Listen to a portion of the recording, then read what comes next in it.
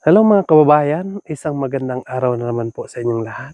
Kumusta na kayo dyan mga kababayan? So, ngayong araw mga kababayan, andito muna tayo ng ating sakahan ngayon. Dito sa isang sakahan namin mga kababayan. Ito yung pinapakita ko sa inyo dati.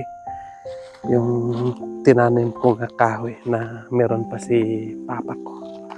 So, ito na mga kababayan. Medyo malaki na yung iba. No? At tagal ko na kasi ito hindi nabisita mga kababayan. So nung nandito pa yung papa ko, siya yung nag-aalaga dito.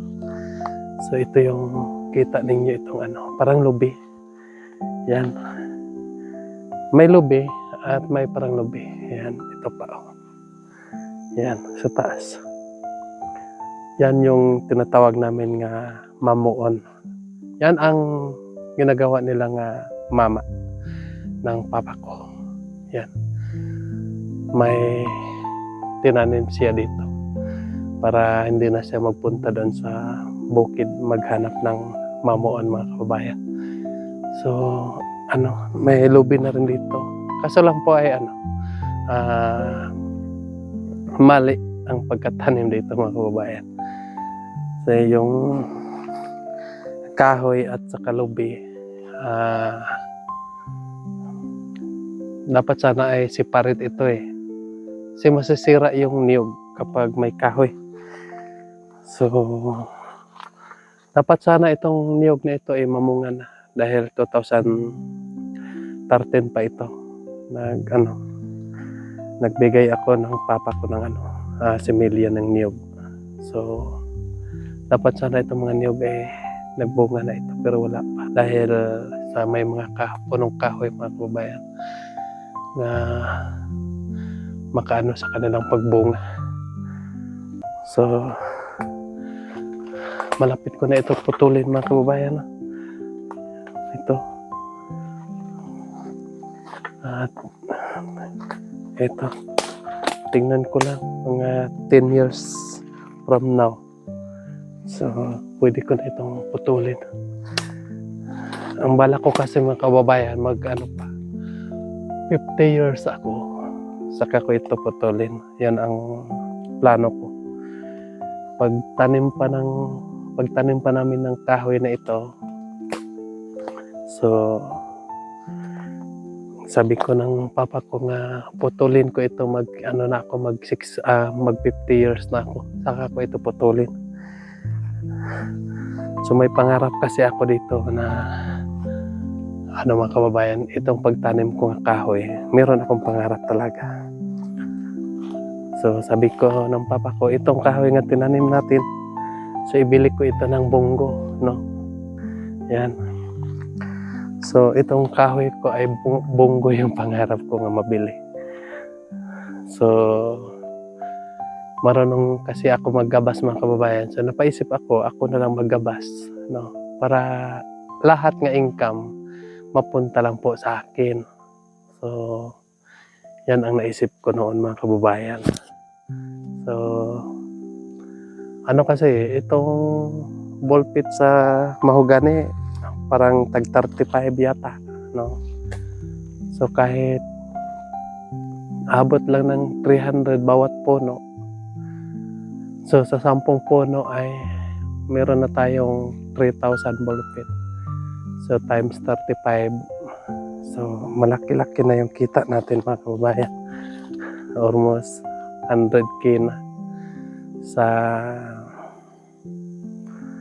10 puno pa lang yan. Kapag abot lang ng 300k, abot lang ng 300 ball pit yung isang puno. So siguro may abot kasi matagal pa naman. 34 pa ako ngayon mga kababayan. So may 16 years pa. So may 16 years pa mga kababayan. So na ito, malalaki na ito.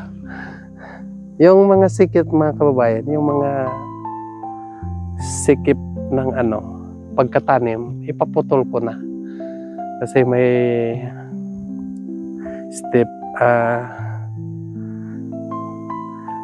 kasi may kapatid ako nga mag-uling, yung asawa niya mga kababayan. So, ipaputol ko yung ibang, yung grabe ka dikit lang. Kasi hindi na yan lumaki mga kababayan.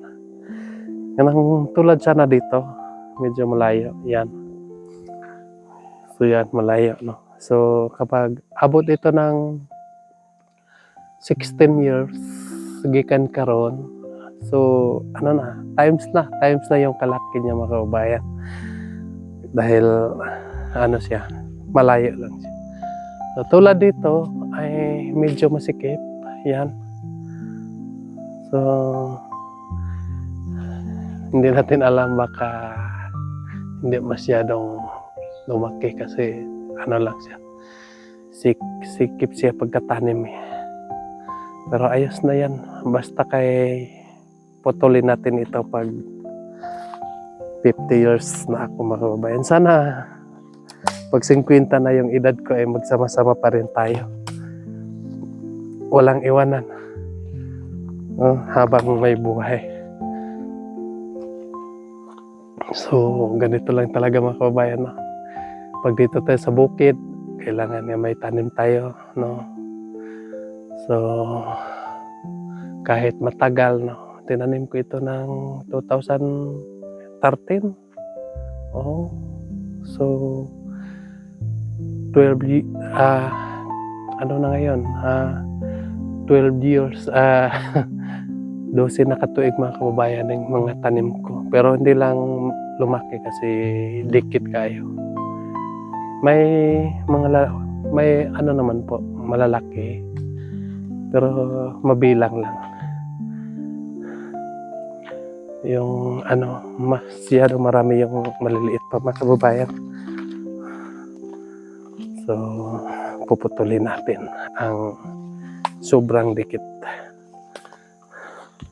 Tulad dyan sa kabila, ano, walang kadikit niya. So okay yung kalakihan niya. Dito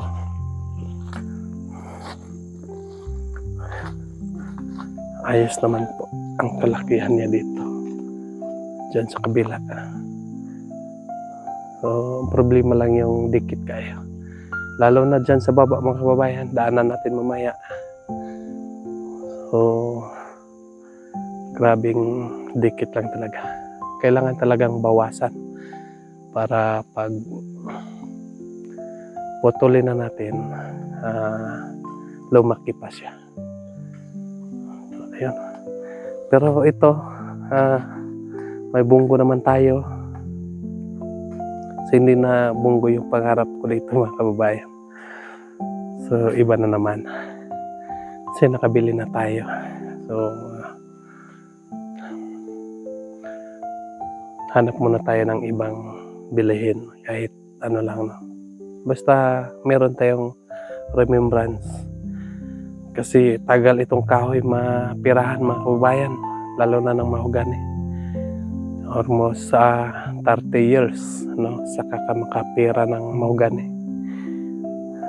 Kasi pag hindi pa tulad dito, pag bata pa, putulin mo na, delikado yan. Kasi may ano, tawag dyan sa Tagalog, yung hindi masyadong matigas. Mas maganda yung abot ng 30 years yung kahoy, kasi ayos na, no? So makapresyo na rin tayo. Ayun mga kababayan. So yung kapatid ko, step kapatid, ay nandito sila sa kabila, nag-uling sila dito. Mga bro, kumusta kayo dyan mga bro? Si Ibing. Yan. So yung mga sanga, tulad dyan sa sanga mga babayan, pinutol nila para gawin nila ng uling. So tinignan namin doon sa kabila kanina yung ipaputol ko sa kanya para mabawas-bawasan yung kahoy natin. Kasi grabe kadikit lang. Yan. So, ang gagawin natin ngayon mga kababayan, kasi ito yung ginagawa ko dati nung hindi pa kami nagsama-sama nung hindi pa kami nagkita ni Sir Paul. So, yun ang hanap buhay ko. Ito din yung hanap buhay ko noon mga kababayan. Mag-uling. So, sanay ako sa ganitong trabaho. So, wala naman tayong ibang ginagawa ngayon mga kababayan. Kasi nandito lang ako sa bukid. So, tulungan muna natin sila magdampot ng uling mga kababayan. So, tara na. Samahan niyo na lang ako. Yun mga kababayan. So, ganito pagdampo ng uling. Kapag pinuang ko, masakit ako betang ko. Masakit ni kayo ko pakara.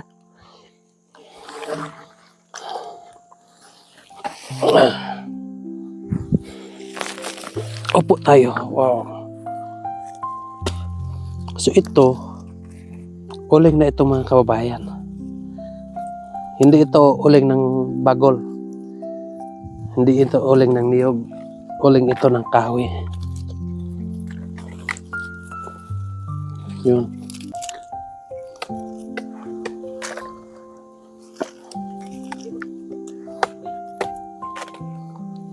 Ito yung ginagawa ko noon. Abutan kami ng isang buwan doon sa bundok mga kababayan.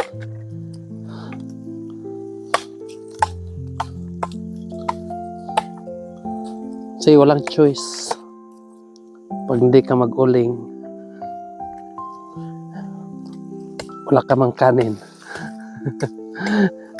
May mga tanim, meron kami mga tanim pero ano pa, hindi pa nag-harvest, hindi pa ma-harvest. So kaya ay ginawa namin noon, mag-uling muna kami. Kung hindi kami mag-uling, manghagot para inaantay namin yung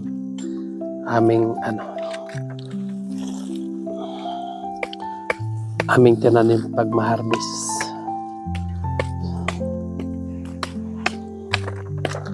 Yan.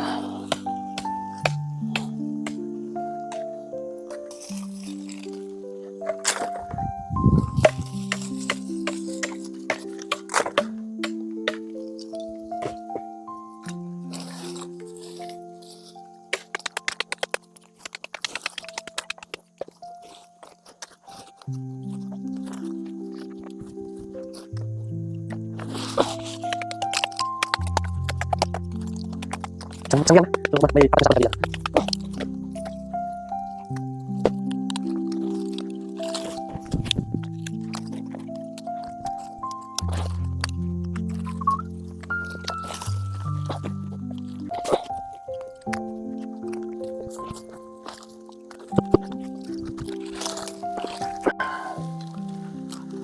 Napulot ko lang kayo sa ulingan.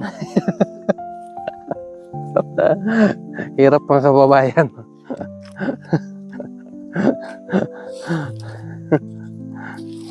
Sabihan tayo nga.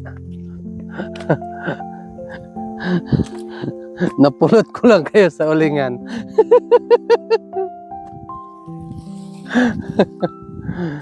Wow naman. So, alam niyo mga kababayan, ang pinaka-importante natin yung kahit ano yung marating natin ay dapat hindi tayo mayabang. Hindi tayo mayabang sa kapwa natin, no? Kasi ang lahat nga natanggap natin ay hindi natin yan madadala sa langit. Lahat ng matanggap natin ay kakawangan lang, no? Pag mamatay tayo ay hindi yan madadala. So, pag ano yung marating natin, no? Kung ano tayo noon, so dapat ganun pa rin tayo ngayon, no? Kapag tayo noon ay matulungin ng kapwa natin. So, dapat hindi tayo magbabago. So, di ba? So, ano lang mga kabayan, real talk lang. Real talk. Real talk kumiram.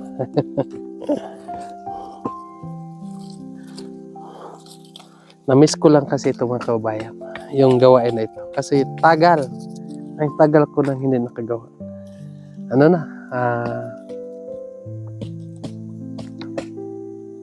4 years na mga kabayan, hindi ako nakagawa ng ganito. Ngayon, balikan natin yung ating nakaraan.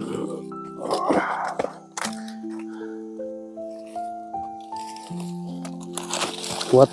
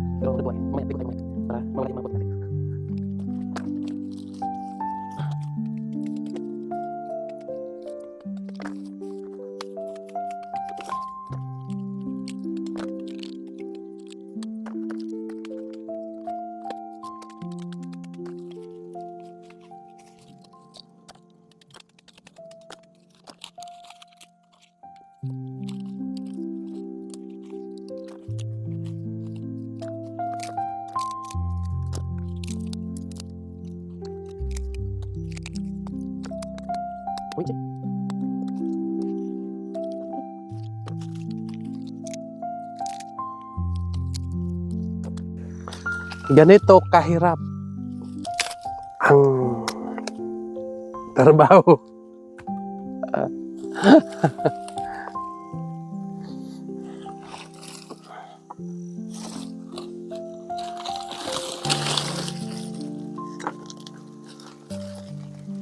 Hindi na uling yung iba.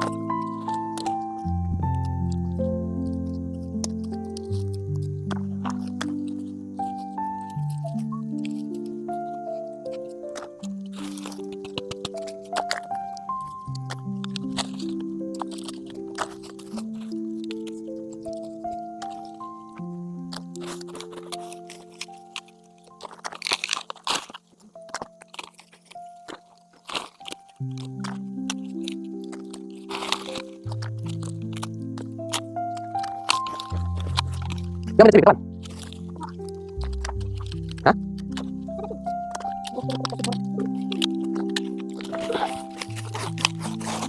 Sige, tingnan lagi.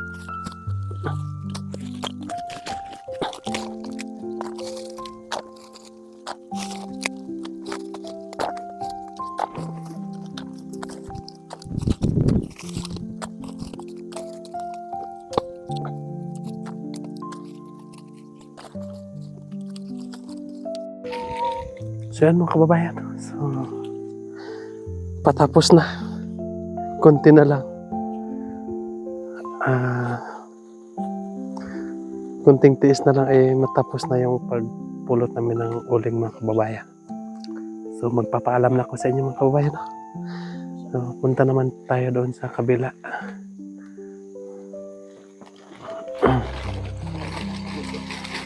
So magpapaalam na ako sa inyo mga kababayan. Maraming salamat po sa inyong lahat kung walang sawang nagasubaybay sa aking YouTube channel. So sana po huwag kayong magsawa na laging nagasubaybay sa amin. para marami pang matulungan ng mga kababayan natin. Lalo na po mga kababayan kay Pugong Biyahero po. Lagi ninyong panoorin para marami pang matulungan, mapaaral na mga katutubo po. Yan lang po. God bless you sa inyo lahat. Mag-ingat ka dyan palagi. Bye-bye.